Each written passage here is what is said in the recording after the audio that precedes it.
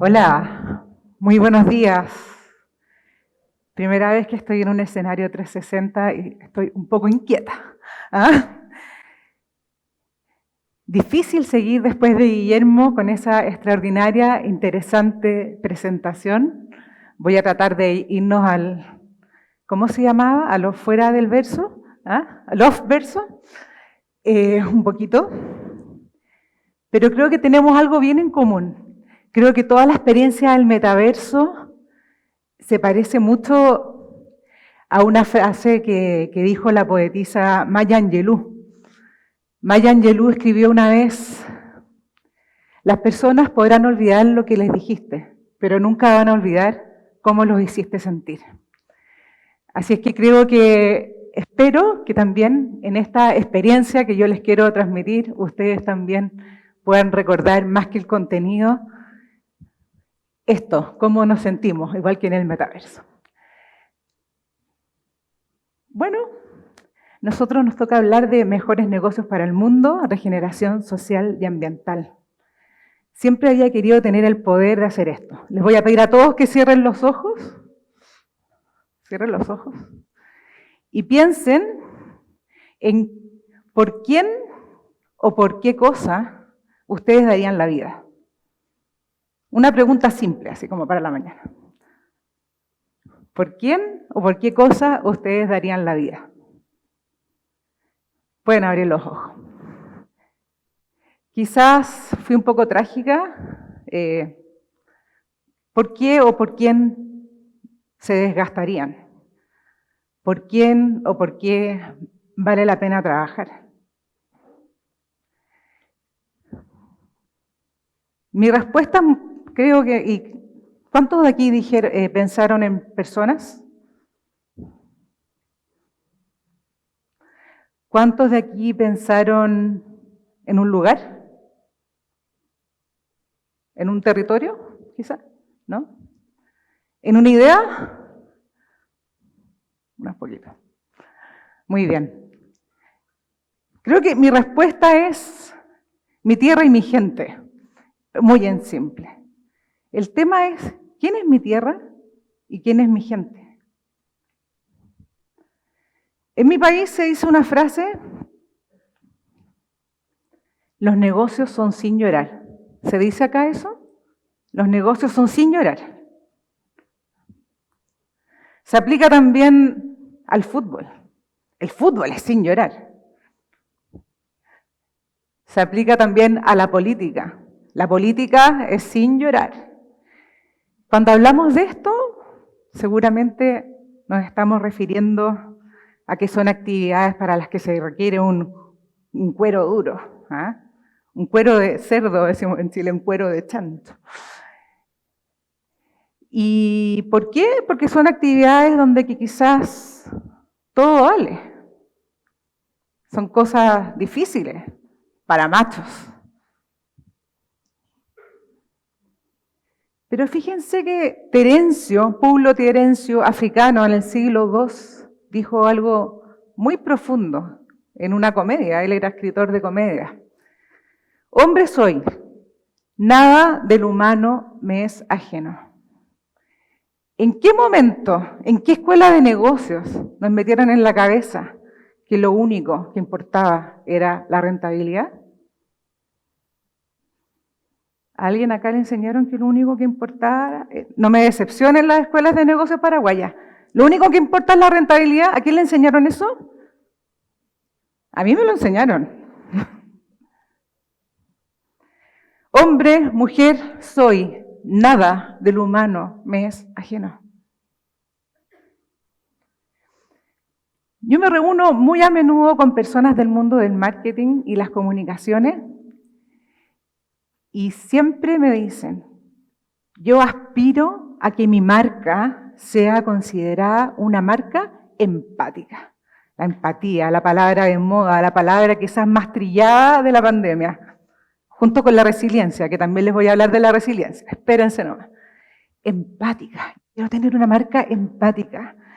Quiero que mis consumidores sientan cómo la empatía me sale por los poros, cómo yo lo entiendo. Todas las personas del mundo de marketing y las comunicaciones que yo conozco me han dicho que ellos quieren que su marca sea considerada una marca empática. Ahora les voy a contar una cosa. ¿Ustedes creen que es posible construir una marca empática sin una empresa empática? No. Se nos cae un castillo de naipes inmediatamente. Pueden hacer el comercial más maravilloso que te haga llorar por televisión, pero si tú llamas al call center y te tratan mal, ¿a quién no le ha pasado, no?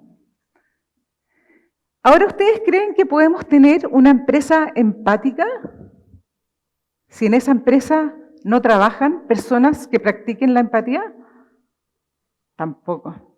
Tanto la marca como la empresa es una abstracción. Y la empresa no es más que un grupo de personas reunidas y que se relacionan en torno a un propósito. Es imposible tener una marca empática sin una empresa empática y sin personas que practiquen la empatía. Ahora, ¿por qué es tan importante la empatía en el mundo de los negocios? Porque la empatía es lo que nos permite construir comunidad. La empatía es la capacidad de ponerse en el lugar del otro. No tengo que pensar igual que el otro. Puedo entender por qué el otro piensa lo que piensa. Y cuando yo soy empático, lo que logro hacer es agrandar los límites de mi comunidad. Porque cuando yo tengo los límites de mi comunidad demasiado estrechos, yo digo, hasta aquí llego, hasta aquí me hago cargo. Cuando yo soy capaz de agrandar los límites de mi comunidad, puedo salir de las 4 paredes de mi casa, de las 4 paredes de mi empresa y empezar a hacerme cargo de otras comunidades, de mi barrio, de mi ciudad, de mi país, ¿por qué no? Del mundo. Porque cuando nosotros estrechamos los límites de nuestra comunidad, lo que traemos es exclusión. Exclusión. Nadie lo ha dicho mejor que nuestra Gabriela Mistral, Premio Nobel de Literatura chileno. Yo siempre acá traigo algún producto chileno. Ella lo dijo en un poema que se llama La oración de la maestra, lo dijo de una manera maravillosa. Ella era profesora rural y nunca fue madre biológica, pero escribió sobre la maternidad como nadie. Y ella lo dijo así, la empatía. Dame ser más madre que las madres para poder amar y cuidar como ellas, amar y defender como ellas, incluso lo que no es carne de mi carne. Mujeres y hombres de negocios, ¿vamos a ser capaces de cuidar aquello que no es carne de nuestra carne? Pregunta. Soy chilena y les puedo decir con mucha humildad que quizás vengo del futuro. ¿Y por qué? Este fue el milagro chileno. Es casi una X. En 15 años Chile disminuyó la tasa de pobreza del 40 al 10%. Y el Producto Interno Bruto subió todo lo que se ve ahí. Eso se llama el milagro chileno. El milagro chileno terminó así. Seguramente todos ustedes vieron en las noticias lo que fue el estallido social del año 2019. ¿Cómo pasamos de esto a esto? Se ha analizado, se ha sobreintelectualizado demasiado lo que ha pasado en Chile. Algunos dirán que esto es un tema ideológico, que descuidamos la superación de la pobreza y nos enfocamos en la desigualdad. Algunos dirán que fuimos invadidos por ideologías y personas de otros países. No sé si ustedes saben, pero ardieron 20 estaciones del metro en forma simultánea. En Chile, el metro más limpio, yo creo que del mundo, ni siquiera de Latinoamérica. Yo creo que ese modelo trajo grandes bondades. Y solamente para que acá no se repita la historia, permítanme contarles lo que yo creo que también pasó. Ese modelo, o quizás los impulsores de ese modelo, a veces fueron negacionistas en el tema climático.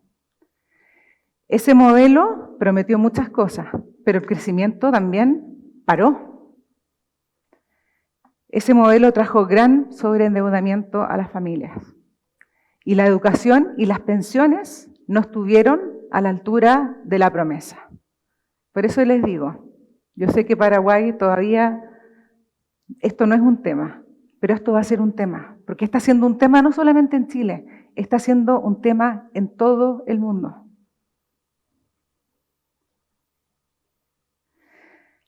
Quizás las dos plataformas más interesantes que se movieron en Chile en ese momento fueron, una se llamó Tenemos que hablar de Chile y otra se llamó Plataforma Telar. Ambas hicieron diálogos con miles de personas y todas concluyeron, lo voy a decir un poco grueso, en que nuestro gran malestar en Chile era la precariedad. En Chile fue el país campeón en sacar personas de la pobreza. En Chile hoy en día tenemos menos del 10%, o sea, tenemos 10% bajo la línea de la pobreza. Lo que nadie consideró es que esas personas que salían de la pobreza entraban en una tremenda precariedad. Cualquier cosa fuera de lo común, una enfermedad, la pérdida del empleo, un desastre natural que ocurre en Chile todo el tiempo, te devolvía rápidamente y drásticamente bajo la línea de la pobreza de nuevo. La precariedad, la vulnerabilidad. ¿Qué tiene que ver esto con los negocios? ¿Qué tiene que ver esto con las empresas? Yo creo que los empresarios podemos hacer mucho frente a la precariedad. Y les voy a contar solo unos pocos ejemplos de lo que han hecho en Chile. En Chile, y creo que es justamente al contrario que en Paraguay, estamos viviendo una inversión de la pirámide poblacional muy radical. Se estima que al año 2050 más de un 60% de los chilenos porque ya vamos a estar ahí también, vamos a ser adultos mayores. Entiendo que ustedes están pidiendo una primavera demográfica. Son otros los desafíos, pero no menos profundos. Fíjense que el Parque del Recuerdo es una empresa tradicional, es un cementerio. Tampoco digamos que es un negocio más innovador ni nada. Pero Parque del Recuerdo es una empresa B, y Parque del Recuerdo tuvo un comportamiento impresionante durante la pandemia, tratando el tema de la muerte con una delicadeza, con una belleza, que yo jamás me habría imaginado que viniendo de un cementerio parque, podrían haberlo tomado de esa manera.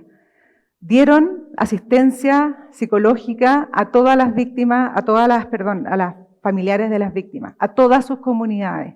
Organizaron un concurso de poesía cuyos jurados fueron los mejores poetas de Chile. Precioso, nos hicieron a todos reflexionar sobre la vida y sobre la muerte. ¿Para qué decir que es un parque totalmente sustentable? Pero les quiero contar otra cosa, les quiero contar una práctica del Parque del Recuerdo que tiene todo que ver con el envejecimiento de nuestra población. En el Parque del Recuerdo, que es una empresa tradicional, antigua, todas las personas que se jubilan o que se retiran del Parque del Recuerdo tienen derecho a seguir trabajando 1 o 2 veces por semana, desde los jardineros hasta los contadores. ¿Y qué hacen? Son los mentores de las nuevas generaciones. Una práctica fácil, bonita, muy replicable, pero que está considerando que las personas a los 60, 65 años no están listos para irse a su casa a descansar y que pueden seguir trabajando y que se pueden sentir valiosos. Muy simple. Vamos a ir a empresas un poco más disruptivas. Cumplo una empresa en la que yo tengo la suerte de participar. Cumplo es una empresa que nació porque nos dolía el sobreendeudamiento.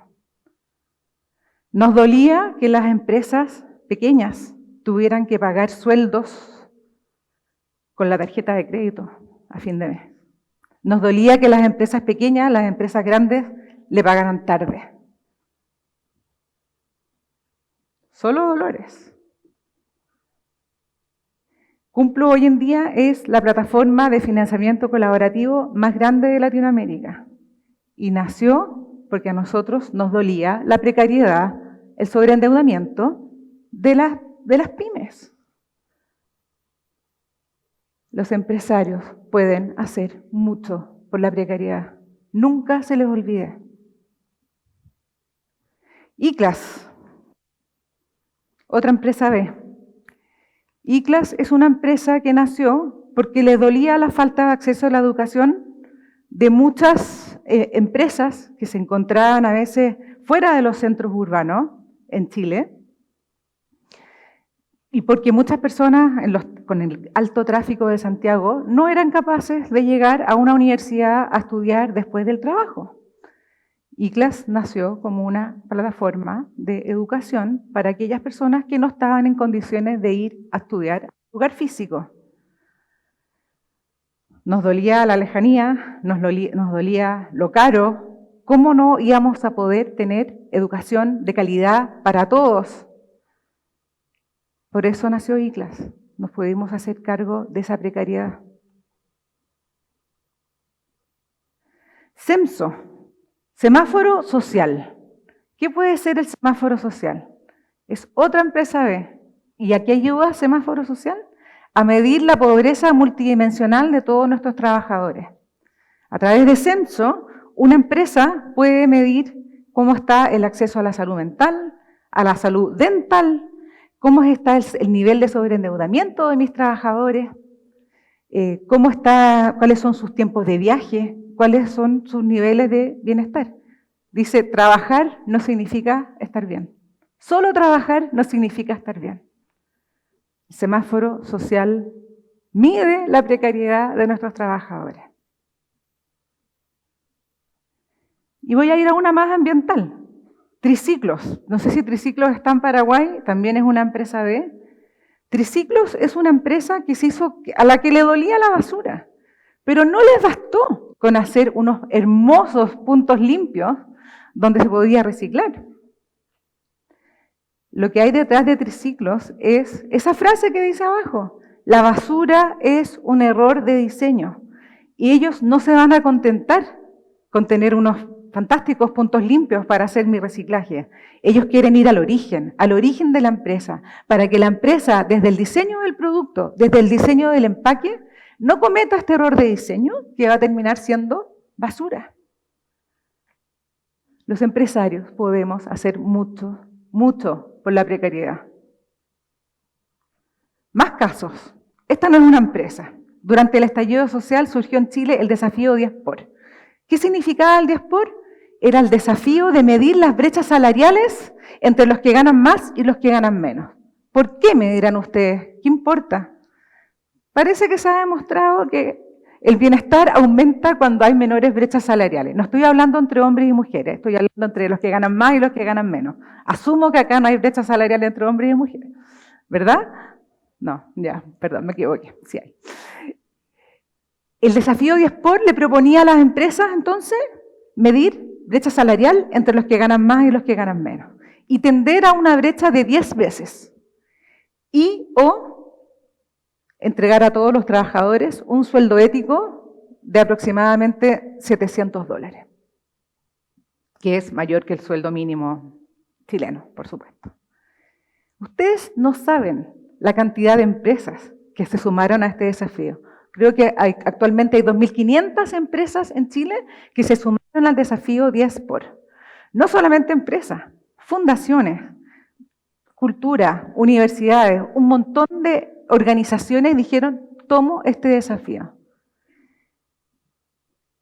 Trae efectos bien bonitos. Conozco una empresa que quiso tomar el desafío de los $700 y dijo, nosotros calculamos que en nuestra empresa hay 3 o 4 personas que ganan menos de $700. Al directorio siguiente llevaron la lista, bueno, resulta que no eran 3, eran 18.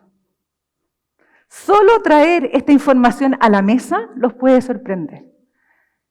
¿Cuántas de esas 18 eran jefes de hogar y ganaban menos de 700? Un número importante. ¿Cuánto costaba aumentarles el sueldo a $700? Marginal. ¿Cuánto efecto tenía en el resultado final? 0. ¿Cuánto beneficio le trajo a esas personas? Mucho.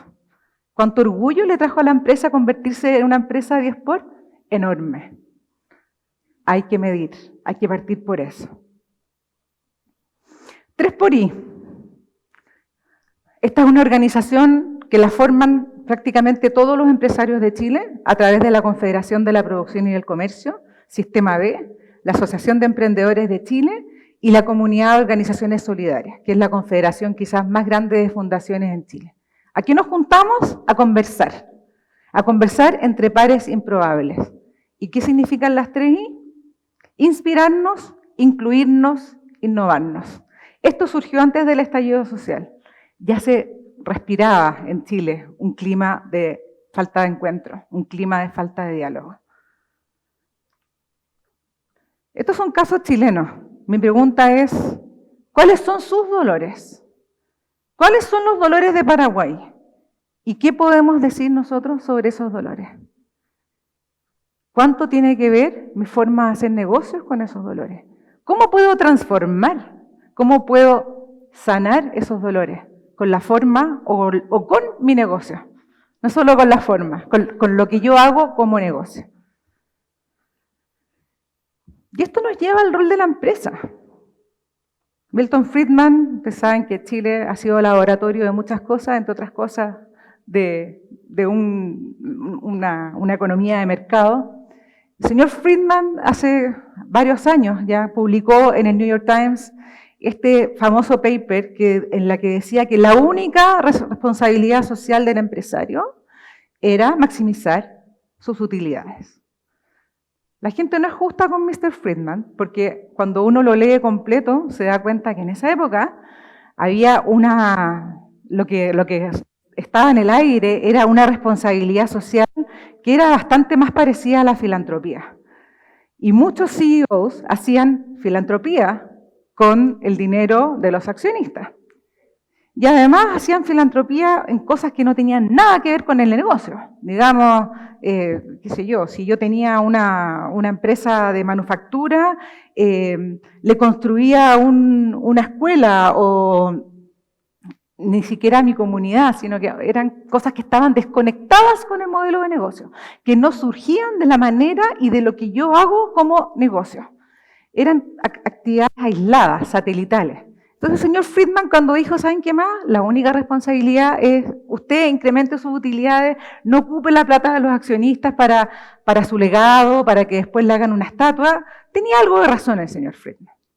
Pero yo creo que el señor Friedman, con la información que tenemos hoy en día, de cómo hemos dañado el medio ambiente, de cómo la forma en que las empresas se han comportado, hemos roto el tejido social, yo creo que el señor Friedman lo pensaría de nuevo. O al menos se le habría ocurrido de que había que hacer, si es que había que hacer responsabilidad social, era desde el corazón de mi negocio y no desde una cosa satelital. Este concepto japonés me fascina porque con esa impecabilidad y esa simpleza que tienen los japoneses, resume en una palabra la razón de ser, el propósito. Y miren qué lindo lo ponen los japoneses. Dicen, el propósito es una intersección entre lo que tú amas, lo que eres bueno, lo que necesita el mundo y aquello por lo cual te pueden pagar. Es decir, pasión, misión, profesión y vocación. Esto está muy relacionado con lo que estamos viendo antes, ¿verdad? ¿Qué puedo hacer yo por la precariedad? ¿Qué puedo hacer yo por el dolor de Paraguay? A lo mejor no es la precariedad. Pasión, misión, profesión y vocación. Porque ya los líderes mundiales de alguna manera nos están hablando de que tenemos que hacer un cambio.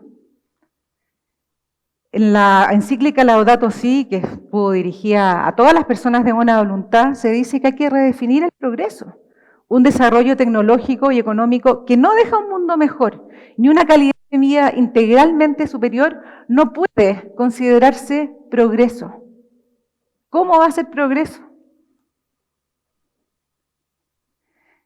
Me encanta cómo lo pone el presidente de Natura. Natura, ahora que además adquirió The Body Shop, ya adquirió Avon, es la empresa B más grande del mundo hoy en día.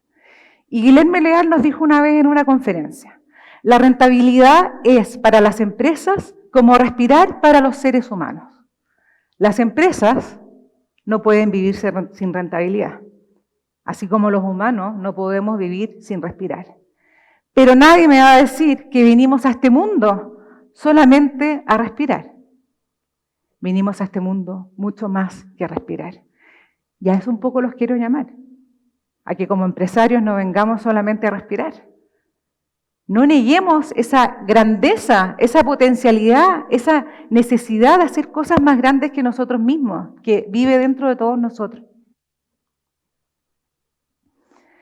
Como las empresas ve, a veces, en Chile ya no, en algún minuto nos consideraban un poco hippies. Me encanta cuando gente como McKinsey, que eso, tienen mucho prestigio, empiezan a hablar de propósito. Cuando McKinsey empieza a hablar de propósito, ahí ya tenemos la atención de todos, ¿verdad? McKinsey dice que el propósito no es un eslogan. Su legitimidad deriva de la consistencia y coherencia con que una marca y una empresa entrega todo lo que hace. La estrategia, las decisiones, la marca, la cultura. Es un antídoto al cortoplacismo, impulsa el rol de la empresa como solucionador de problemas sociales, busca grandes decisiones, grandes cambios, trasciende al CEO, es la vara de su liderazgo y mi favorita, crea valor real, prioriza oportunidades, atrae el talento y aumenta la confianza de los consumidores. ¿El propósito es puro confeti? No es puro confeti, lo dice McKinsey. Yo creo que realmente el propósito inspira, el propósito cuida, el propósito nos conecta con el cuidado, con ser más madre que las madres, como decía Gabriela Mistral. El propósito renta, el propósito crea, es una fuente de innovación inagotable. El propósito cura los errores del pasado. Todas las empresas, como todas las personas, hemos cometido errores. El propósito nos permite curar los errores del pasado. Y el propósito nos conecta con la trascendencia, nos conecta con la belleza de lo que hacemos y con un rol público que hoy en día es absolutamente ineludible. La empresa tiene hoy un rol público ineludible. Si no está pasando acá, va a pasar mañana. Va a pasar pasado mañana. Estén preparados. La empresa tiene hoy un rol público ineludible. Ahora acá hay una razón de negocio. Como les decía, no es solo confeti. Acá hay una razón de negocio. ¿Cómo está evolucionando el consumidor? El consumidor de hoy es un consumidor que lee las etiquetas, y al cual no le es indiferente en qué condiciones se producen los bienes y servicios que consume. Fíjense que Trend City hizo una encuesta hace un par de años en el que tuvo estos hallazgos. 56% de los consumidores pagaría más por productos sociales y medioambientalmente responsables. 80% de los consumidores podría cambiar de marca similar en precio y calidad a una marca que apoye una causa. Bien interesante lo que ha pasado con el consumidor. Esto antes era totalmente de nicho. En Chile esto está explotando. Realmente un consumidor que vota cuando consume. Siendo muy interesante lo que pasa con el consumidor, no es menos interesante lo que está pasando con el talento. También me toca reunirme con una gran cantidad de personas que están en el mundo de los headhunters, en el mundo de los recursos humanos de las empresas. No me gusta el recurso humano, pero bueno, en las áreas de personas, de empresas, los que están en reclutamiento, y te dicen que el talento que se está incorporando hoy a las empresas es radicalmente diferente del que se incorporaba hace 10, 20 años. Yo nunca voy a olvidar la primera vez que fui a una entrevista de trabajo. Mi madre, al salir de la casa, me ordenó un poquito y me dijo, oiga, no haga preguntas difíciles, sea discreta. Cuando yo hago entrevistas de trabajo hoy en día, solo me hacen preguntas difíciles. Solo son indiscretos. Ese es el millennial de hoy. el talento que se incorpora a las empresas hoy, aquella parte del talento que puede escoger dónde trabajar, crecientemente lo quiere hacer en una empresa que lo represente, en una empresa que de alguna manera le resuene con sus valores, con su forma de ver el mundo. 51% de los trabajadores trabajarían en empresas cuidadosas con el medio ambiente, incluso si pagaran menos. Tren sigue de nuevo. El 70% intenta conseguir empleo en una organización que comparta sus creencias. 70%. Y acá vuelvo a McKinsey. Esto salió durante la pandemia. El 56% de los trabajadores está reconsiderando el lugar donde trabaja para que sea coherente con su propósito personal. ¡Wow! Y el 66% dice que al menos el 66% de los trabajadores, el COVID lo ha hecho reflexionar aún más sobre su propósito. Tenemos un talento líquido, como se dice ahora, que busca el propósito. Ahora, bien interesante lo que ha pasado con el consumidor. Yo creo muy sugerente lo que está pasando con el talento. Pero bueno, nos guste o no nos guste, son las finanzas las que mueven el mundo. Y es bien interesante también lo que está pasando con las finanzas, ¿verdad? BlackRock, el fondo de fondos más grande del mundo desde el año 2020, en su famosa carta a los CEOs, está diciendo que las compañías que no le responden a los stakeholders frente a los riesgos de la sostenibilidad se van a encontrar con un escepticismo aparte de los mercados y mayor costo de capital. Por el contrario, los que responden a los stakeholders se van a encontrar, van a traer más capital y también creo que lo dice, capital paciente y de mejor calidad. ¿Quién no quiere capital paciente y de mejor calidad? ¿Alguien acá no quiere capital paciente? Todos queremos capital paciente. Entonces la respuesta es sostenibilidad. En Chile hay una empresa B que se llama Hortifruti, que es la productora de berries más grande del mundo, y ellos hicieron empresa B. Al poco tiempo reciben el llamado del Rabobank y les dicen, señores Hortifruti, ustedes son empresa B, ustedes tienen acceso a un crédito conveniente, un crédito mucho más bajo, un crédito con tasas más bajas. El sistema financiero está reconociendo que aquellas empresas que gestionan correctamente sus temas sociales y ambientales son empresas menos riesgosas. Y son empresas que van a tener menores tasas de interés, productos financieros más convenientes, seguros más baratos. ¿Quién no quiere eso? Yo lo quiero. El famoso ASG o el ESG. En Chile todos los bancos ahora son ESG. Nadie entiende mucho qué es el ESG. Se supone que es la consideración de los factores ambientales, sociales y de gobierno corporativo, ¿verdad? Todos los fondos ahora quieren ser ESG. Esta es la niña linda de la fiesta. Todos quieren bailar con ella. ESG. Por fin el mundo financiero está reconociendo esto. Y el mundo financiero tiene un tremendo poder para modelar nuestro comportamiento, ¿sí o no? Fíjense que los médicos lo tenían resuelto hace muchos años, hace muchos siglos, de una forma bastante simple. Hipócrates, en el famoso juramento de Hipócrates, el que juran todas las personas de la salud, si no puedes hacer el bien, por lo menos no hagas daño.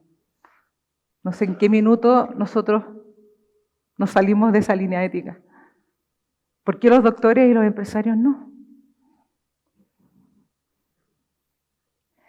Lo que está claro es que este es nuestro momento. Los desafíos a los que se enfrentan hoy las empresas van a estar conectados más que nunca a generar un bienestar integral a las personas, las sociedades y el planeta. El triple impacto está aquí para quedarse. Hoy en día la empresa que tenga solo un impacto financiero y no esté mirando, midiendo, revisando sus resultados medioambientales y sociales, eso hoy en día, a mi juicio, es suicida. Y acá yo llego a las empresas B. Las empresas B son no son las mejores, no son las mejores para el mundo, no son las qué sé yo, no es el sello más prestigioso del mundo. es la que a mí personalmente me ha resultado. Es la que en Latinoamérica ha tenido un crecimiento sostenido. ¿Qué es la empresa B? Es una empresa que no hace otra cosa que reconocer en sus estatutos que el interés social incluye la rentabilidad, pero no se limita a la rentabilidad. También quiere producir un impacto social y ambiental. ¿Y cómo lo hacemos? Muy simple, haciéndonos buenas preguntas, en 2 palabras. Las empresas necesitan hacerse buenas preguntas y no improvisar en cuáles son esas buenas preguntas, porque esas buenas preguntas ya se las están haciendo en el mundo. Buenas preguntas relativas ¿a qué? A mi relación con los trabajadores, a mi relación con mis clientes, a mi relación con las comunidades, a mi impacto en el medio ambiente y, la menos sexy, pero no menos importante, mis prácticas de gobierno corporativo, que son las que permiten todas las demás. Hacerse buenas preguntas, ni más ni menos, con un poco más de inspiración, pero hacerse buenas preguntas. Sí, las empresas B ya están en todo el mundo, son casi 6.000 a nivel global, 900 en Latinoamérica, 210 en Chile y en Paraguay 65, entiendo, contando las extranjeras que también se han certificado en Paraguay. Las empresas B representan esa posibilidad también de tener nuestro sueño resguardado en los estatutos, poder seguir impactando en lo social y en lo ambiental y hacernos siempre las mejores preguntas disponibles en el mercado, incluyendo todas estas otras evaluaciones, como ustedes pueden ver, la orgánica, el GRI, la ISO, Great Place to Work, etc. Las empresas B, fíjense ustedes, no tenemos muchas métricas. Yo no les puedo decir que el desempeño accionario de las empresas B fue sorprendente durante la pandemia. Ni siquiera tenemos muchas empresas B listadas en bolsa. Tenemos varios unicornios, pero tampoco les puedo contar, miren, acá está el Dow Jones, cómo se comportó durante la pandemia. Pero tenemos una métrica muy bonita y muy profunda. Y acá voy a hablar ya hemos hablado de hartas cosas bien trilladas, como decimos en Chile. En Chile también economía agrícola tenemos grano, entonces cuando las cosas muchas veces están trilladas, que ya pasó la máquina trilladora, pasó y de nuevo y pasó de nuevo. Les hablamos ya, ¿verdad?, de empatía, palabra trillada. Hablamos de propósito, palabra trillada. Vamos a la tercera palabra trillada, la resiliencia. ¿Quién no habló de resiliencia durante la pandemia? Y fíjense que las empresas B, la única métrica que yo puedo contarles es que son 63% más resilientes frente a la crítica, frente a las crisis. La verdad es que la primera vez que lo leí no me caló muy hondo, pero a mí me gusta mucho la psicología. Estoy en clase de psicología hace muchos años y me encontré con los escritos de Viktor Frankl, el gran Viktor Frankl, y el gran Boris Cyrulnik, que está todavía vivo. Son 2 grandes psiquiatras y psicólogos de la posguerra, de la Segunda Guerra Mundial. El caso de Viktor Frankl, él fue un prisionero de campo de concentración. El caso de Boris Cyrulnik, que hasta hace poco estaba vivo, era un señor muy mayor, él fue huérfano de guerra y pasó por muchos orfanatos en la posguerra. Y la verdad es que esto es de una belleza y de una profundidad tan grande que no quiero dejar de compartirlo con ustedes. Ustedes saben que la resiliencia es una palabra que viene de la física y tiene que ver con la capacidad de los cuerpos para doblarse sin llegar a romperse. Doblarse sin llegar a romperse. Esto, aplicado a la psicología, tiene que ver con la capacidad de una comunidad, de un ser humano, de salir fortalecido de una situación adversa. Y fíjense que tanto Cyrulnik como Viktor Frankl estudiaron cuáles eran esos ladrillos de resiliencia. De qué manera una persona, una comunidad, podía llegar a salir fortalecido de una situación adversa. Y esto es un poco lo que fueron encontrando. Las personas que lograron generar resiliencia fueron aquellas que durante la crisis fueron capaces de colaborar y de vivir la interdependencia, es decir, la capacidad de pedir y prestar ayuda. Esa es no es más que eso, la interdependencia. Segundo, la capacidad de aprendizaje. Dicen los gringos, stay teachable, estar siempre dispuesto a aprender. Tercero, la capacidad de innovación y creatividad. Las personas que están resilientes fueron aquellas que también fueron innovadoras y fueron creativas. Fíjense que acá voy a hacer un paréntesis, pero Viktor Frankl dice que quizás una de las formas más altas de humor, de creatividad, es el humor. Y él dedica un párrafo al humor en el campo de concentración. Uno dice, ¿humor en el campo de concentración? El humor es lo que nos permite separarnos por un segundo siquiera de la tragedia que nos envuelve. Esa es la importancia de la creatividad y del humor. Cuarto, el sentido de propósito, el tener una narrativa. ¿Cómo me cuento yo a mí mismo que estoy viviendo esta adversidad? Una amiga psicóloga lo dice muy lindo. ¿Cómo le voy a contar a mis nietos que viví una adversidad? Lindo. Eso crea épica, eso crea una narrativa. Y por último, la resistencia a la presión, que es como viene de la física. Y la última es la capacidad de saberse, sentirse un agente de cambio. Esa es la actitud resolutiva. Tú puedes y tú debes ser un agente de cambio. Que nada te detenga. Este señor se llama Otto Scharmer. El señor Otto Scharmer es profesor del MIT y tiene un libro que se llama La teoría U. Es un libro que les confieso me costó mucho, así es que les voy a contar lo que sí me quedó de la teoría U. Un libro con muchas flechas. Otto Scharmer dice algo como así. Se respira en el aire que viene un cambio tectónico. Todos sabemos que viene algo, un cambio de era, un cambio de conciencia. Se respira un cambio tectónico. Todos queremos ser parte de ese cambio.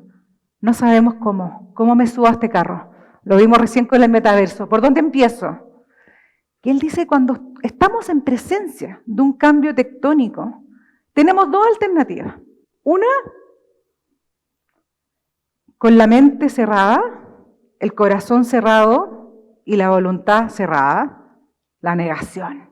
Desde la ignorancia, el odio y el miedo. O bien, como él propone, con la mente abierta, el corazón abierto y la voluntad abierta. Es decir, desde la curiosidad, la compasión y el coraje. Estas son tres palabras que a mí me acompañaron durante toda la pandemia y se las traigo de regalo. ¿Cómo vamos a vivir estos cambios? Con curiosidad, con compasión y con coraje. Y voy a tener la frescura, como decimos en Chile, de agregar una cuarta. Esta es mi virtud favorita. Yo estudié en una universidad tomista, por lo tanto, estudiamos en profundidad las virtudes. Y la verdad es que la filosofía es increíble cómo la tenemos que retomar hoy en día. Ustedes saben que Santo Tomás decía que la virtud no es más que el punto medio entre dos vicios. Así, por ejemplo, la virtud de la valentía es el punto medio ¿entre qué? Entre la cobardía y el ser temerario. Una persona excesivamente valiente puede ser temerario. ¿Por qué? ¿Cuál es la medida de la virtud? ¿Quién se acuerda? ¿Quién más fue a una universidad tomista? La medida de la virtud es la prudencia. La prudencia es lo que nos lleva a ese punto medio entre los dos vicios. Entonces, así como yo les contaba que en el tema de la cobardía y el temerario, el valiente es el punto medio entre los dos. La magnanimidad es una de mis virtudes favoritas. Y fíjense que es el punto medio entre otros dos vicios, la pusilanimidad y la vanidad. La pusilanimidad es el que no ocupa su libertad ni para el bien ni para el mal. Tanto odiaba el Dante a los pusilánimes, que ahí les puse ahí el infierno según Botticelli, pero basado en el Dante a los pusilánimes los pone en la antesala del infierno. ¿Saben junto a quién? Esto se me olvida siempre, así que traje un torpedo, le llamamos en China. Junto a los tibios, los negligentes y los cobardes, los pusilánimes. El magnánimo es la persona que tiene una grandeza de ánimo para salir de sí mismo y emprender cosas grandes, valiosas para todos, por arduas que sean.